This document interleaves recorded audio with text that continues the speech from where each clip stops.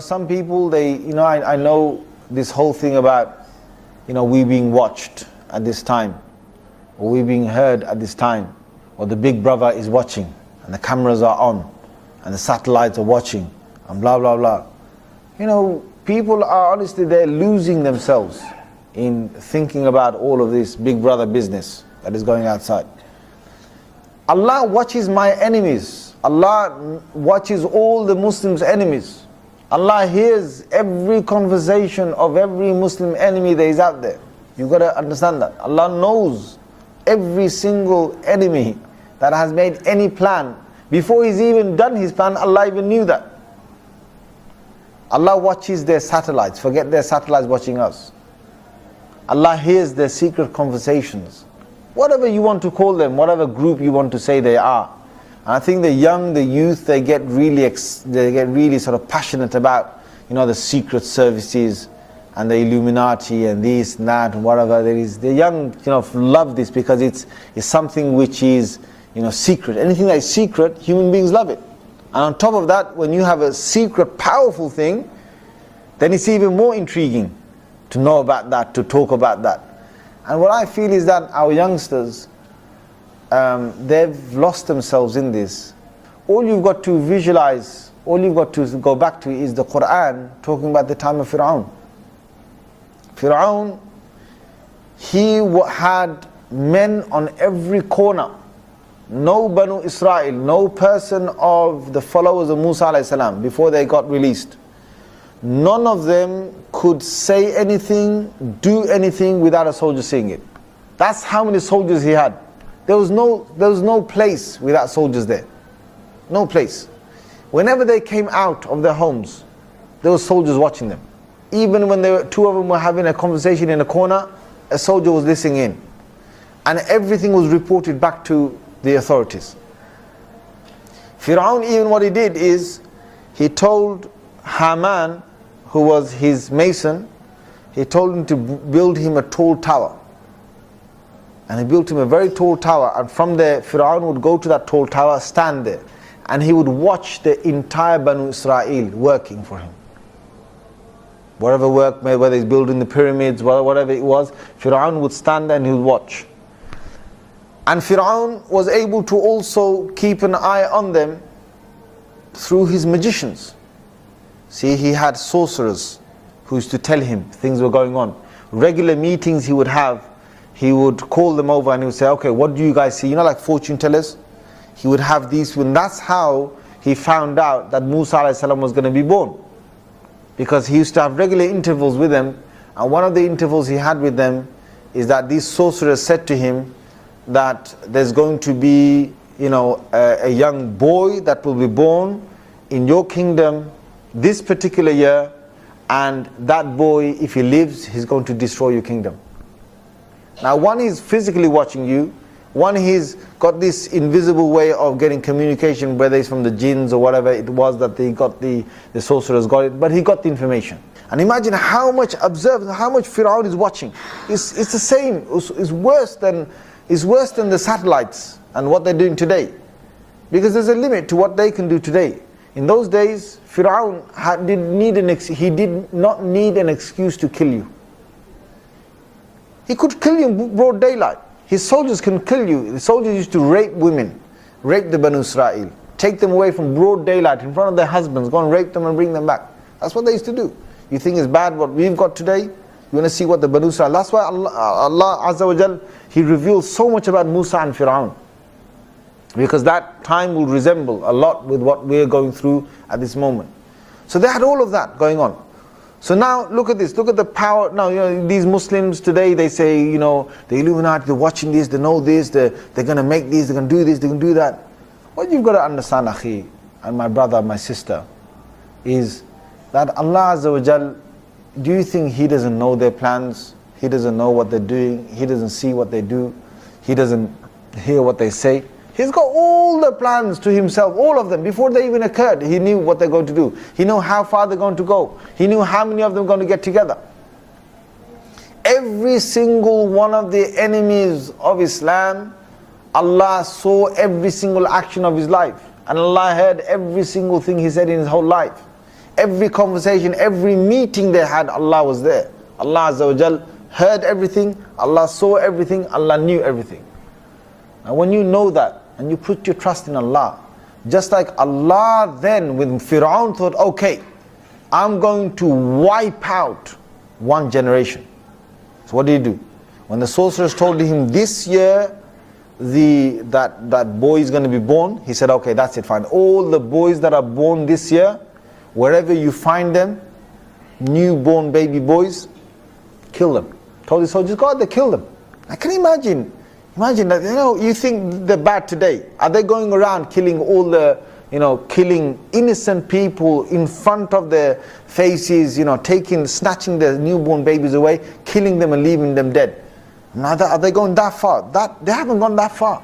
So there must have been thousands and thousands of babies that were killed. Thousands and tens of thousands of them killed.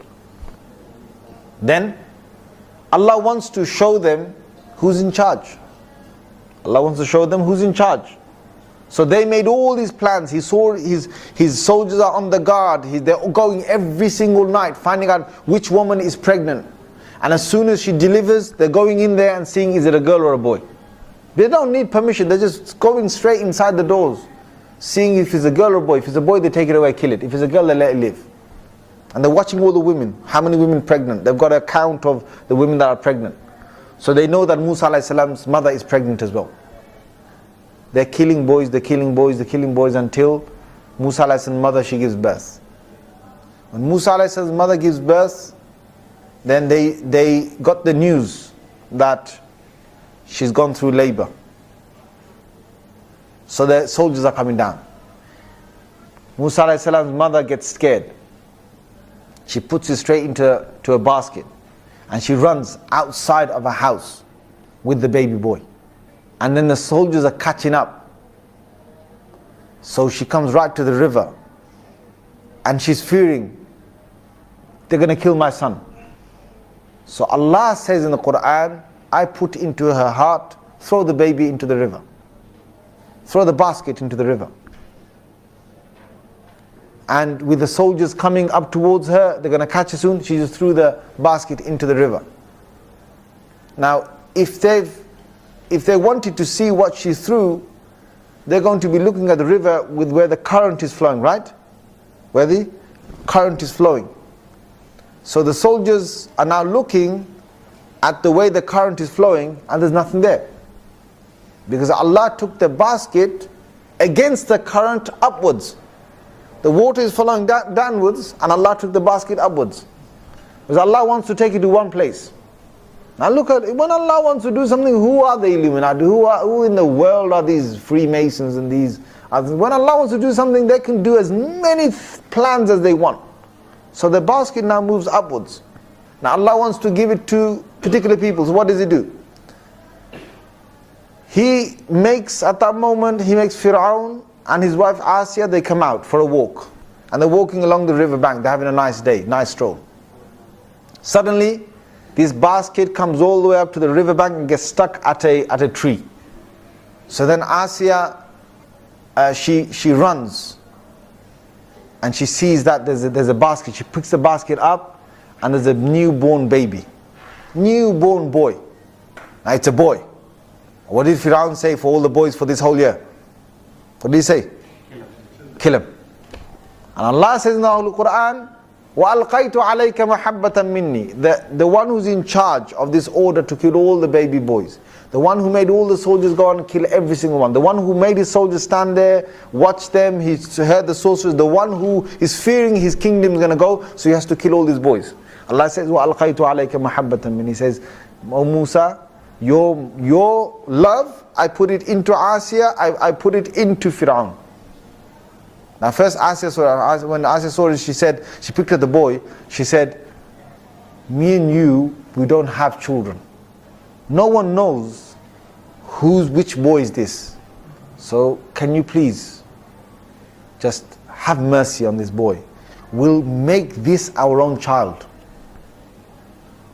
And we'll tell everybody this is our son. Now he's thinking, one out of thousands and thousands and thousands and thousands of boys. What's the chance of this one being the one that ruins my kingdom? Almost next to nothing. So Allah puts love for Musa alayhi salam in his greatest enemy's heart. And Allah says, okay, Pharaoh, you wanted to kill him? Okay, I'm going to make you nurture him.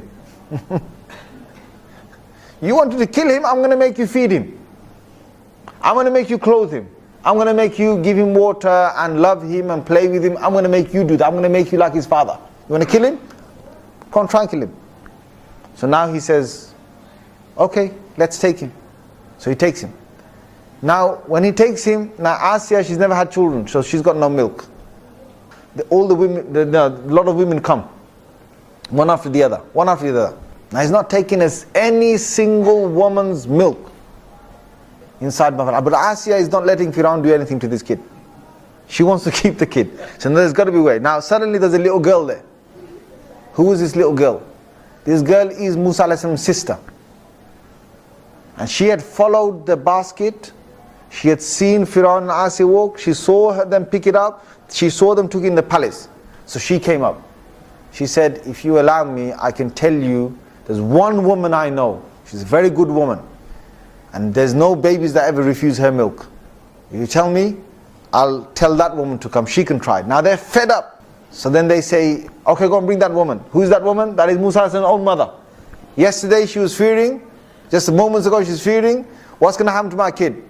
Allah brought her own child right in front of her. She sees Musa and then she gives him milk. And now the mother is reunited with the son in the enemy's house. Every day she will come and see her son. Every day she will milk her son. Every day she will play with her son. Allah Azza wa Jal shows who's in charge. You want to say who's in charge? All these things that they've got around their brothers and sisters. I don't care how many big brothers out there watching us and listening to us on satellites and this and that. Who's in charge? The one in charge is Allah.